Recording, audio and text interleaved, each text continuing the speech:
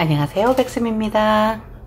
오늘 비디오에서는 일을 하다가 정신적으로나 신체적 상해를 입었을 때 해야 하는 일과 지원에 대해서 말씀드릴까 해요.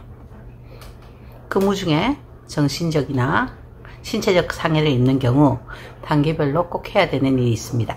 무엇보다 아파서 일을 못하게 되면 매니저나 PCC에게 리포트를 하고요.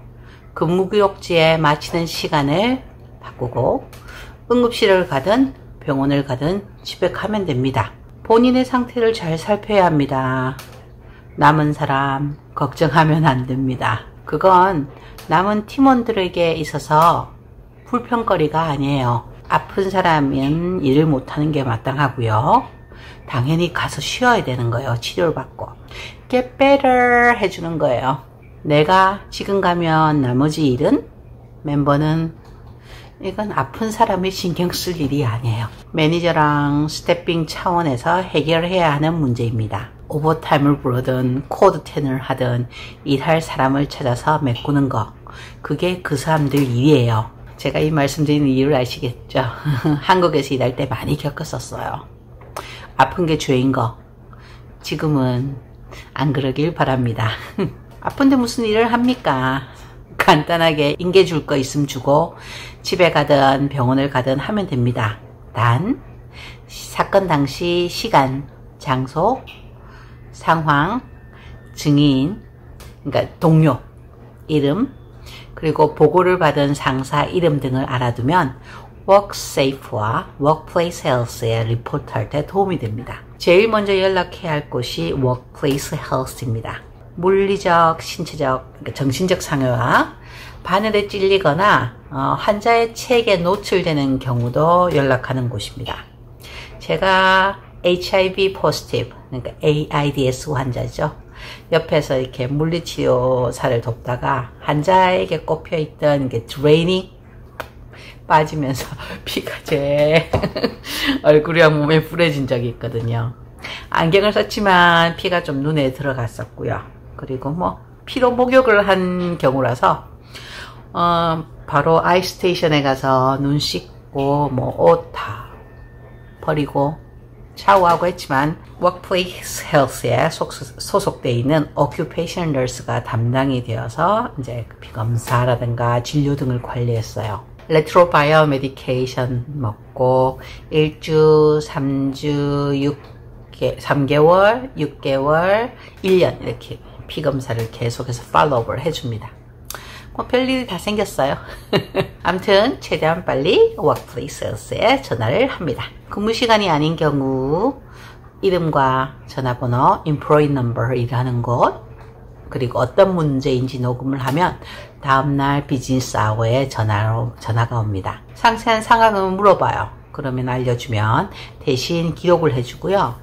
파일을 저에게 보내주고, 그리고 만약 근무를 못해서 쉬게 되면 워크세이프 PC에 클레임을 넣으라고 자기들이 워크세이프에다가 파일을 보내줍니다. 다음 날이나 그 다음에 스케줄을 못 가면요, EARL Employee Absent Report Line에 전화를 해서요, 이유가 Injury at Work으로 워크플레이스 헬스에 리포트 했다고 하고요. 그리고 일하는 병동에다가 전화를 해서 못 간다 시크를 하면 됩니다. 그리고 워크세이프 BC에 클레임을 넣습니다. 워크세이프 BC는요, 한국에 하면 산재청하고 같아요. 이 경우는 치료가 필요하거나 근무를 못하게 되는 경우 신청합니다. 전화 또는 온라인으로 클레임을 넣을 수 있고요. 내용은 언제 어디서 어디를 어떻게 다쳐서 어디가 아파 일을 못 간다입니다. 하루 이틀 지나면 클레임 넘버가 나오고요. 그 넘버를 가지고 패밀리 닥터나 마사지, 물리치료 하는데 알려주면 됩니다. 그러면 일주일 정도 있으면 클레임 넘버와 치료를 받을 때 어떻게 하면 되는지 등의 정보가 적힌 편지가 오고요. 케이스 매니저가 정해져서 전화 연락이 옵니다. 이 경우는 클레임이 어프로브가 된 경우예요. 그러면 치료라든가 모든 거에 대해서는 워크세이프에서 지급을 해줍니다. 가장 좋은 방법은 주치를 통해서 리포터를 하고요. 어떻게 지내는지 연락을 하고 어떤 치료를 받는지 어떤 계획을 세우고 있는지 등을 2주에 한 번씩 업데이트 해주는 게 좋습니다. 약값도 마찬가지로 워크세이프에서 지급을 합니다. 그리고 클레임이 어프로브가 되기 전에 사용한 금액은 폼이 있어요. 그 폼을 작성해서 제출하면 지급을 해줍니다. 처음 3개월간 일을 못하는 경우는 short-term disability이고요. 이전 3개월간의 급여를 합해 일주일의 수입을 계산해서 2주 단위로 지급합니다. 저희한테 직접 주진 않고요. 병원 측 페이롤에 통해서 줍니다. 풀타임이 이런 경우에 아주 유리해요.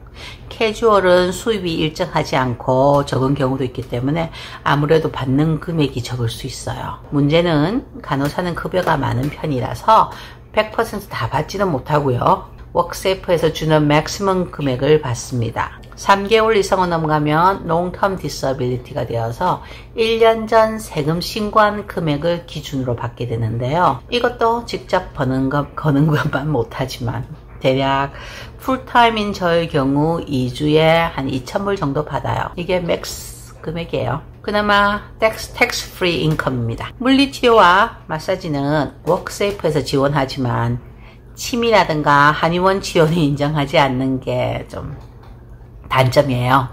물리치료사나 마사지를 받으려면 워크세이프 케이스를 받느냐 미리 물어보셔야 합니다. 생각 외로 안 하는 곳이 많아요.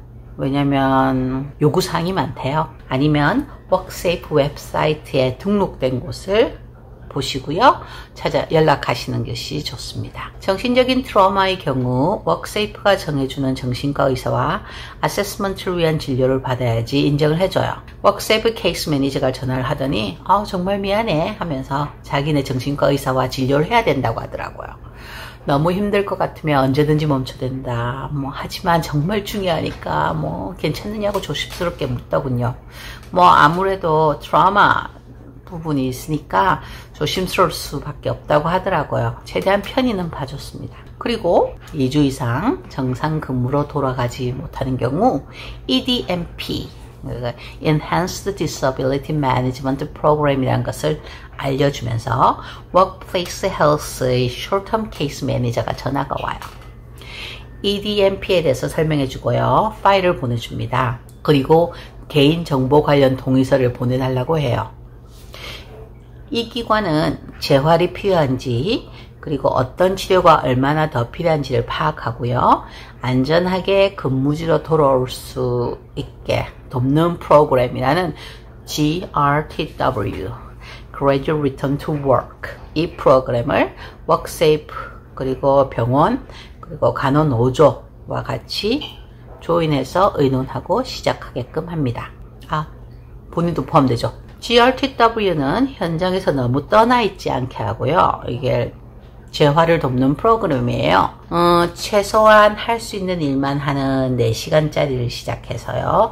점차적으로 근무 시간을 늘리고 일의 수준도 높입니다. 마이크로 브레이크라고 그러니까 자주 쉬고 스트레칭 하라고 하죠. 워크로드로 그러니까 정상 멤버로 일을 하는 게 아니라서 할 일과 하면 안 되는 일을 본인이 판단해서 하면 됩니다. 재활하러 온 거라고 생각하시면 돼요.